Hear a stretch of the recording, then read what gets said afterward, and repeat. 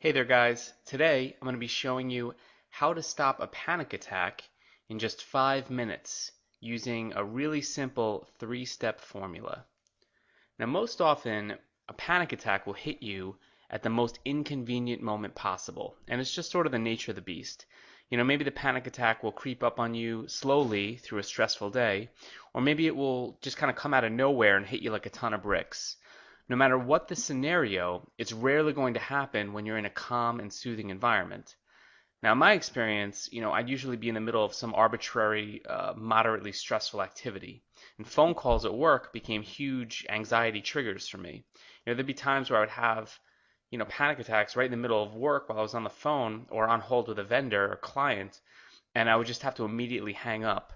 Now, for other people, the scenarios may vary, but you know, it can happen at any time. You might be venturing out of your apartment or your house, and in those few hours, an attack might just strike in the middle of a grocery store or, while you're crossing the street or something. Also, as you probably already know, the embarrassment from having a panic attack in front of others can really heighten the symptoms of the attack as well. Now, panic attacks, especially for those who are new to them, are extremely frightening. And to put it simply, it can feel like you're going to die. I mean, of course, that's not what's really happening to your body, but many first-time panic attack sufferers will describe the event saying, "It felt like I was dying." And you literally feel that you have no control over your body. Your extremities go numb, your adrenaline is racing, your head is spinning, and really there's a whole host of symptoms that you begin to experience. So let's just quickly go over some of them below. What I'm going to teach you will make a whole lot more sense once you see the symptoms laid out. So as you can see, the symptoms include, hyperventilation, dizziness, lightheadedness, heart palpitations, chest palpitations, dry mouth, the list goes on. And you may not experience every single one of these symptoms, but generally, if you're having a panic attack, your symptoms will fall under this sort of umbrella. Now, what I want to address right away is how closely many of these symptoms correspond to the symptoms of a heart attack. When you're having a panic attack, your chest is pounding. I mean, it feels like your heart is just going to pop right out of your ribs. So immediately, for most panic attack sufferers, they assume that they're having some kind of heart attack, and that leads to that ultimate terror that they're dying. And this downward spiral of fear is what feeds the attack and leads the symptoms to escalate further. So up until now, I've just told you about the chaos of an attack. Excuse me, it'll happen when you don't expect it at an inconvenient moment. You're not going to understand exactly what's happening to you. It's going to be extremely frightening. It doesn't sound like a lot of fun. So let's get to the heart of the problem and fight back with techniques that actually work. Now, for all the reasons listed here, you'll need to know the panic attack self-defense techniques I'm about to show you.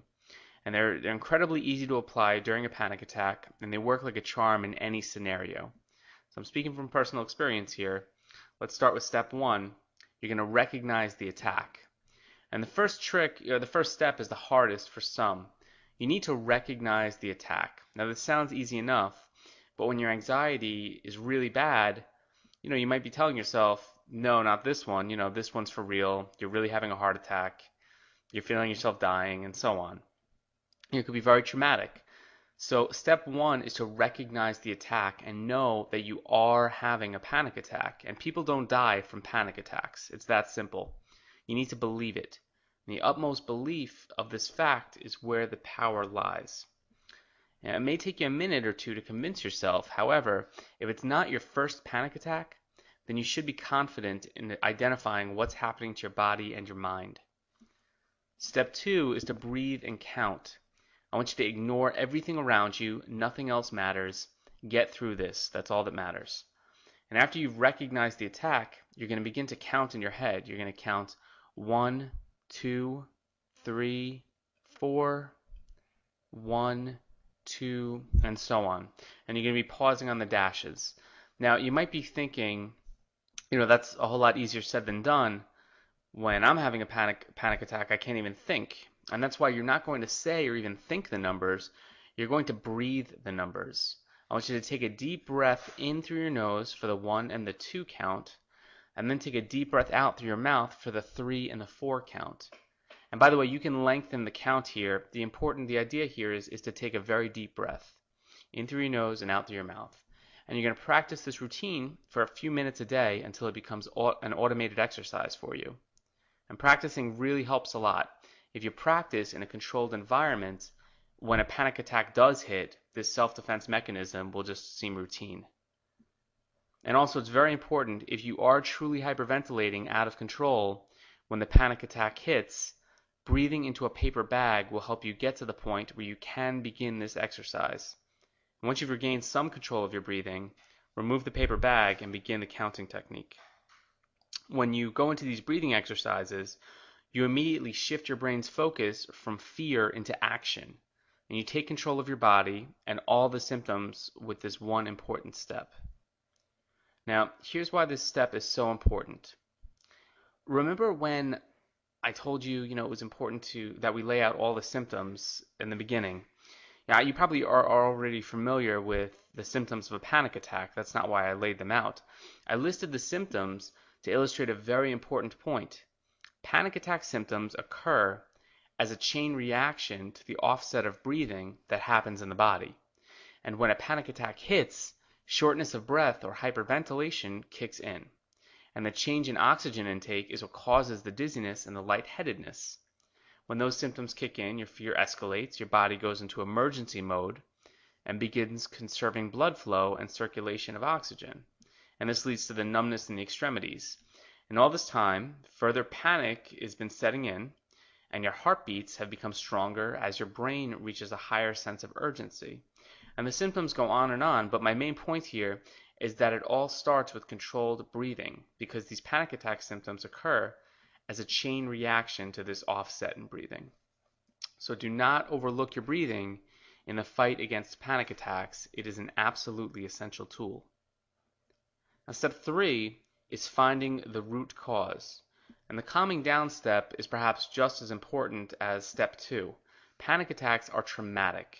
And soon after an attack, your mind catches up to what has just happened, and a real emotional roller coaster may set in. You may begin to question your stability, how capable you are of handling the world around you. If you've had an attack, it's important to contact a therapist or doctor shortly after. Now, don't get me wrong here. I'm not telling you to commit yourself to years of therapy for one panic attack. However, let's just be honest with each other.